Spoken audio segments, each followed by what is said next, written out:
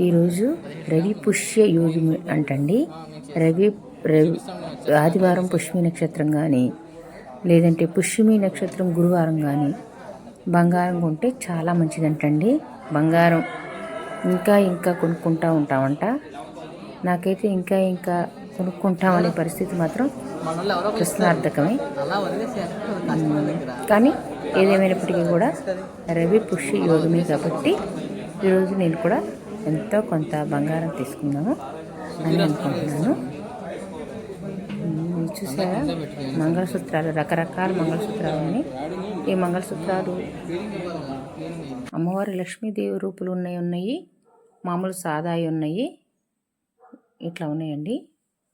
ఏదో ఒకటి ఈ రవి పుష్య యోగం రోజున తీసుకుంటే మంచిదన్నారని తీసుకుంటా చూస్తున్నాను. నేను పెద్ద షాపుల్లో చూశాను, చిన్న షాపుల్లో కూడా చూశానండి. ఇవి నేను చూపిస్తున్నాయన్నీ కూడా లోకల్ షాపులు. ఈ లోకల్ షాపుల్లో అయితే మనకి చక్కగా పింక్ కలర్లో పెట్టిస్తారు. మన చిన్నప్పటి నుంచి కూడా ఈ పింక్ కలర్లోనే పెట్టిస్తారు. ఎందుకంటే పింక్ కలర్లో పెట్టించడానికి కూడా ఒక కారణం ఉందంటండి. పింక్ లక్ష్మీప్రదం అంటండి. పింక్ కలరు ఆ బంగారానికి ఆకర్షణ శక్తి, ఇంకా దగదగాయమానంగా మెరిసేందుకు తోడ్పడుతుందంట.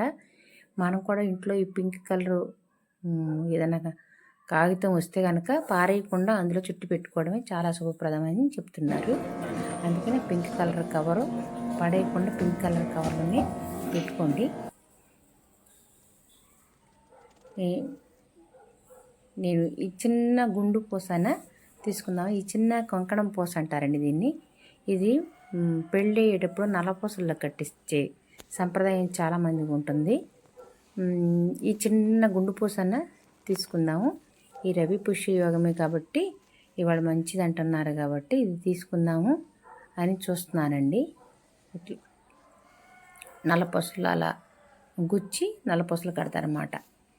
అందుకని ఎంతో కొంత యోకి పెద్ద పెద్దగా తీసుకోలేకపోయినా చిన్న కంకణం పూస లాంటిదైనా తెచ్చుకుంటే మంచిదని చూస్తున్నాను. దాని చుట్టూ కూడా చెక్కుడు డిజైన్ ఇచ్చారండి. ఈ విధంగా నేను ఈ రవి పుష్య యోగమి రోజున బంగారం తీసుకుంటున్నానండి. ఎవరికైనా ఆ అవసరం అవకాశం ఉన్నవాళ్ళు ఇట్లా మంచి రోజులని చూసుకుని కొనుక్కుంటే శుభంగా ఉంటుంది అందరికీ కూడా. ఇప్పుడు చూస్తే బంగారం వెండి కూడా కొంచెం పర్వాలేదండి. బాగా 16,000 దాకా 17,000 దాకా వెళ్ళిపోయి మళ్ళీ 14,000కి పడిపోయి అబ్బో తగ్గిపోయింది అనుకుంటున్నాం. ఏంటో పెంచుకుంటున్నాము, తగ్గించుకుంటున్నాము, తగ్గిపోయిందని అనుకుంటున్నాము.